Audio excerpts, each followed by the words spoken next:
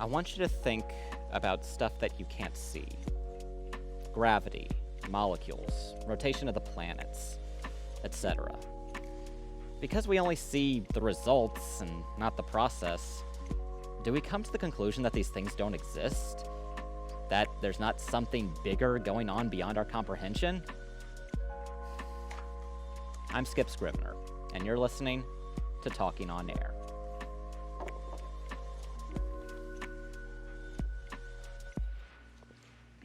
Now, I'm not gonna lie, listeners. When I first got this story, I was a little disgruntled. I mean, there's so much going on in the world at this time. I mean, Caesar Augustus's reign, this census that sent everyone across the country, and here my editor sticks me with this fluff piece story, which I am dubbing the Nativity. Copyright. It comes from the Latin word nativus, meaning birth. Because people do love their Latin origins, right? That's still a thing, right? Yeah. If Ruth is the chick flick of the Old Testament, then the Nativity's got to be some sort of psycho family drama. The story began, I found, with a young girl named Mary from Nazareth. I know, that doesn't narrow it down right. Well, this Mary claims to have been visited by an angel. That in itself is surprising, but she went on to say that the angel told her that she was going to have her first child. Now, Mary was engaged to a local man named Joseph, but they weren't married yet. Yeah, I know. 13 and not married, like, what are you waiting for, right? But this was to be no ordinary virgin pregnancy. No. The angel told her the baby she would carry would be the Son of God. Yeah, Son of the Most High. Sure, I'm going to believe that. But regardless of paternity, a young girl pregnant out of wedlock, that didn't stay quiet long. The dirt was flying, and not just because we don't have paved roads yet. There were even rumors that Joseph was going to quietly call off the wedding, but those may have just been assumptions. No, he was a classy guy and stayed with her all right. I never was able to get a hold of either of them for an interview, but I did manage to talk to Mary's much older cousin Elizabeth. She went through the pregnancy thing a couple months prior, which was its own surprise.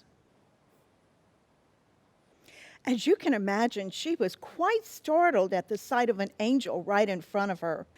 But the angel said, "Do not fear, for you have found favor with the Lord." I mean, what a thing to have said about you. I was the first person she came to tell. I mean, we shared everything together, but this was beyond anything I could imagine. I was just so overjoyed with her news.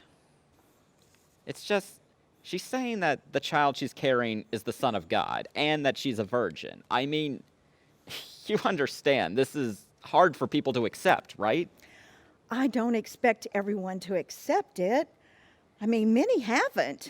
I know what the town people are saying.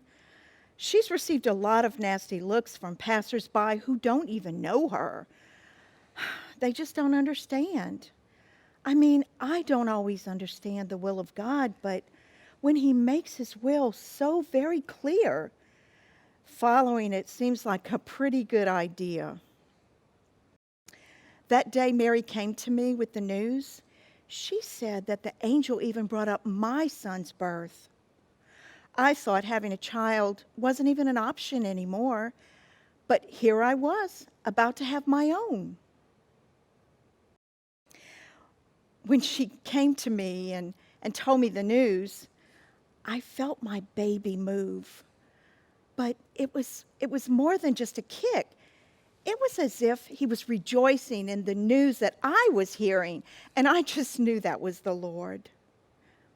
I told Mary that in spite of the ridicule that she would endure, that she and her child would be blessed. And how blessed am I that I could be so close to the mother of my Lord.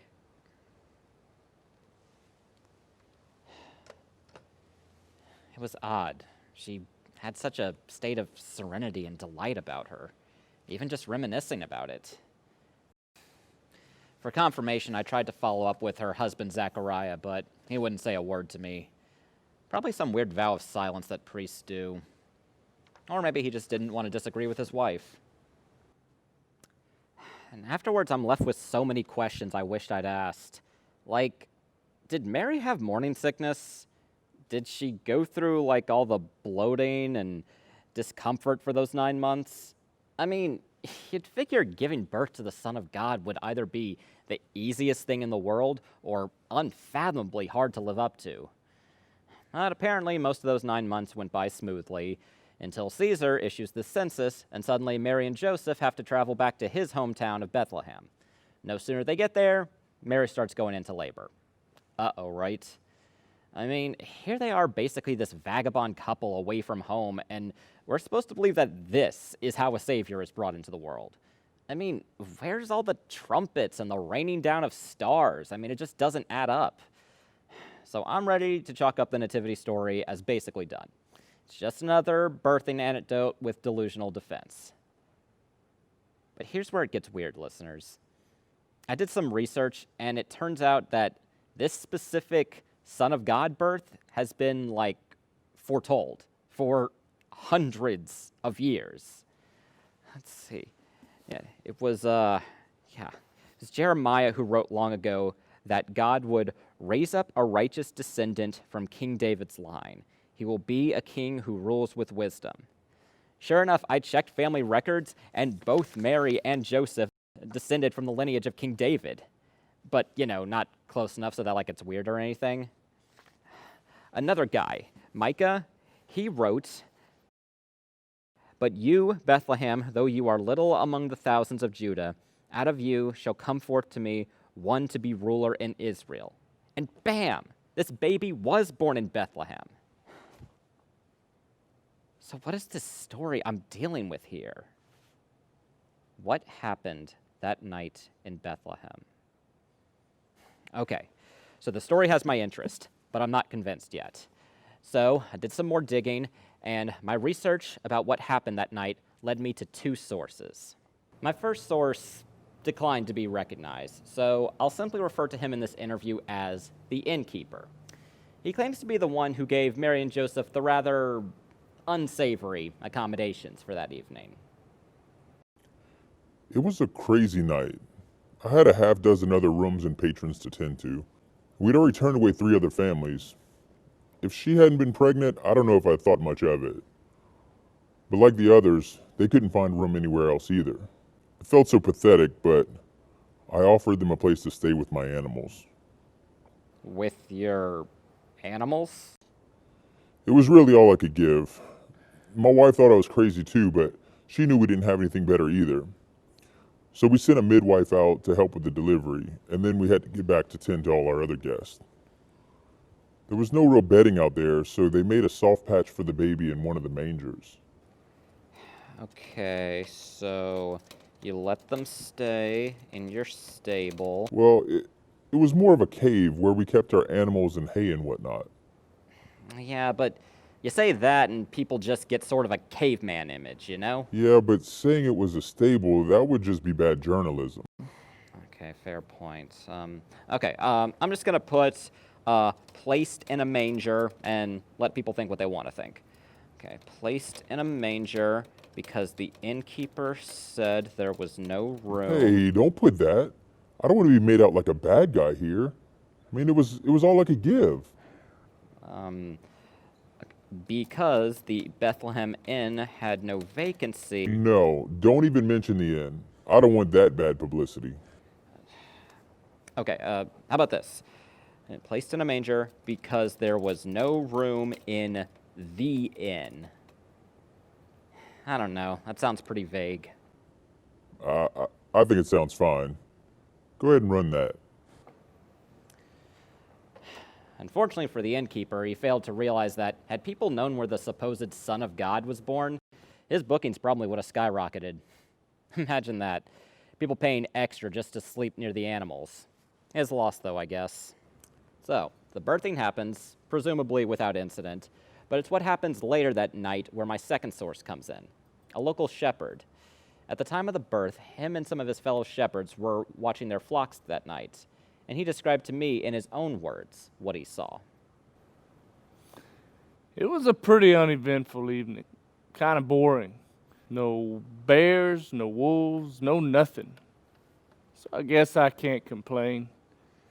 We were just starting to settle in for the night, trying to decide who was going to take first watch while the rest of us took turns sleeping. I was right in the middle of a sentence. I don't even know what I was about to say, when this burst of light in the sky just came out of nowhere. Okay, so are we talking like lightning or like some kind of distant explosion? No, it was nothing like that. It wasn't of this world. Got it. Another extraterrestrial sighting. No, it was an angel. Another angel? We almost fell over each other, cowering. We didn't know what was about to happen. I thought this might be the end. Then he said, "Do not be afraid." Like there was nothing to it. No, I kind of felt it. I couldn't help but notice that he reported the angel saying the exact same thing that Mary had when she was first given her news. And it resulted in such a similar state of comfort. But you figure if angels really do look this intimidating, they'd find a better way of presenting themselves. The angel, he said he had come to bring good news. I remember, he said, good news of great joy. That would be to all people. Today, in the town of David, a Savior had been born unto you. He went on to say that in that very city, a baby had been born.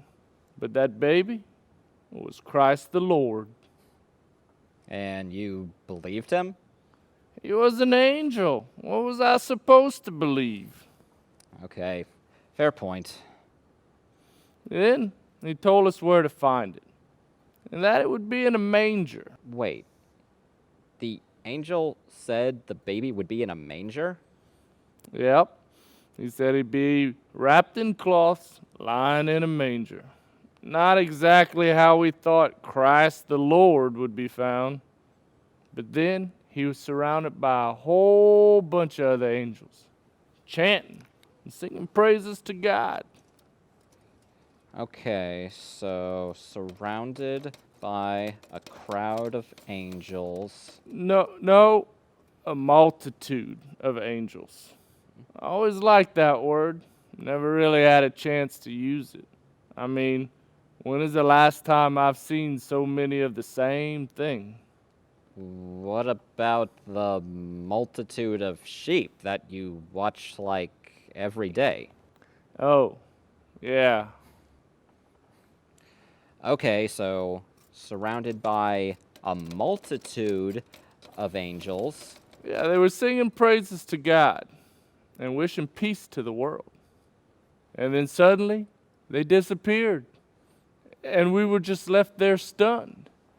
If it wasn't for the other men, I just thought I dreamed it. We started saying, okay, let's check this out. I mean, if God himself wanted us to know about this, it must be important. So we started searching all over Bethlehem. And we found the baby. It was just like the angel said. He was wrapped in cloths, lying in a manger. It was at that time it became real to me. As I looked down at that tiny little baby, I realized he was bigger than all of us. His folks were there, and we told them what we had been told in the fields. And then we told others. But not everybody believed us. Yeah, imagine that.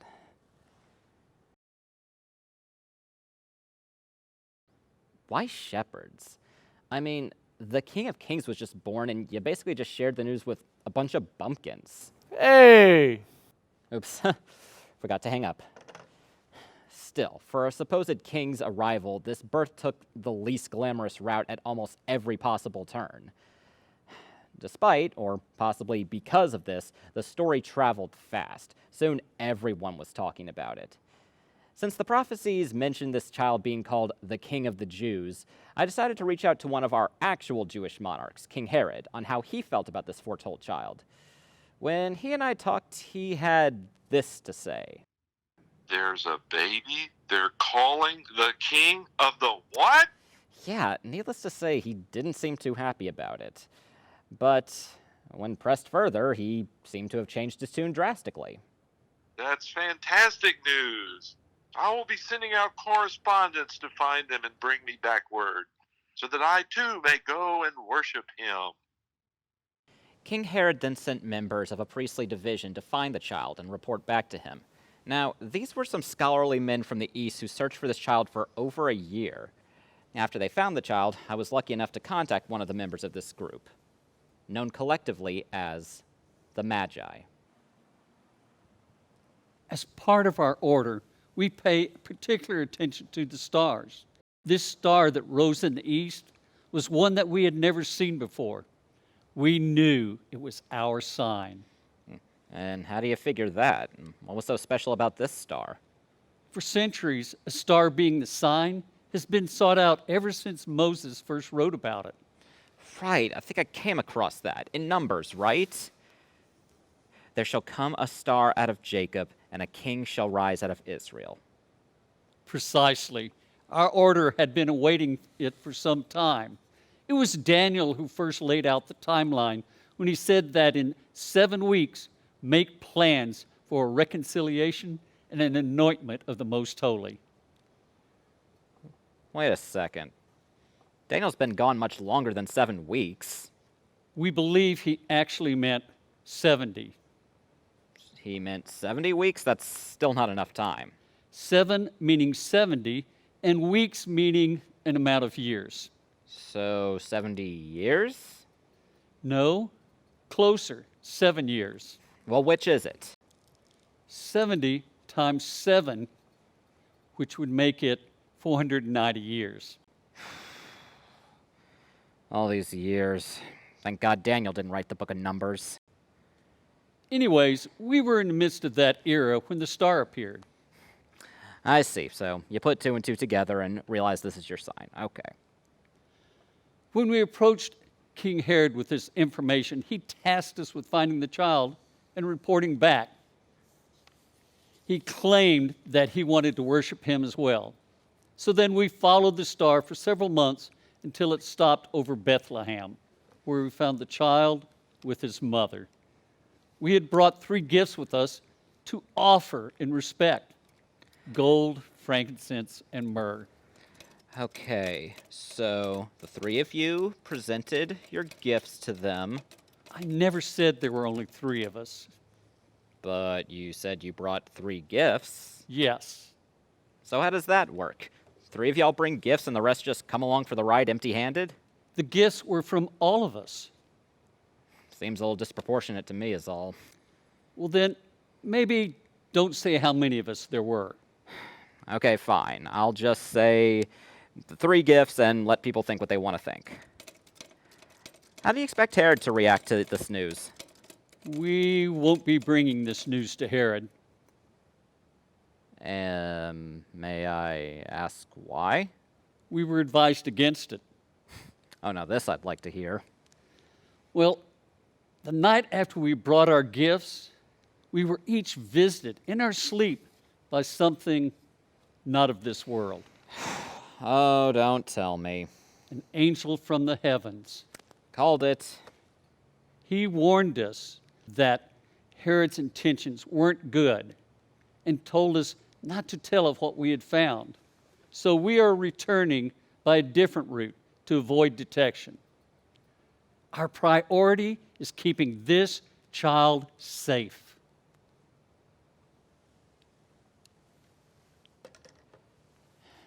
And as far as I can tell, their plan was successful. They were able to return home without answering to Herod. And that, more or less, is the gist of the Nativity. And, listeners, I'm in a bit of a conundrum here, because I don't know how to feel about this anymore. I mean, the more I look, the more I keep finding about this prophesied child. In Isaiah, he wrote, "The virgin will be with child and give birth to a son, called God with us." David wrote, "May the desert tribes bow before him." That's the shepherds. "May the kings of distant shores bring tribute to him and present him gifts." That's the Magi. What is this child going to grow up to do? Two things my mind keeps coming back to on this. The first is the Magi bringing gifts. Yeah, I know this baby was being called a king, and you typically give gifts to a king, but that's usually only after the king has done something. Here, it just looks like the Magi were bringing presents to a gift exchange, but weren't given anything in return. But maybe they were? I mean, all this hype and prophecy about this child. What if the child was the gift they were responding to? The second thing is, well, what the shepherds said that the angels told them. News of great joy that will be for all people. Today, in the town of David, a Savior has been born to you. A Savior. For you. For all people. Am I part of that all people? Is this baby my Savior? If he is, then listeners, it sounds like he's each one of yours as well.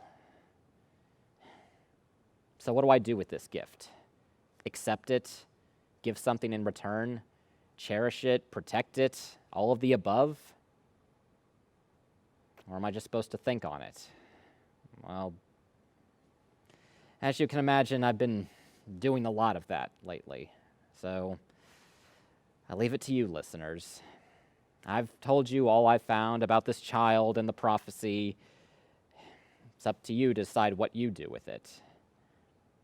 But one thing I am certain of is, with a gift like this, you don't ignore it. I'm Skip Scrivener, and you've been listening to Talking on Air.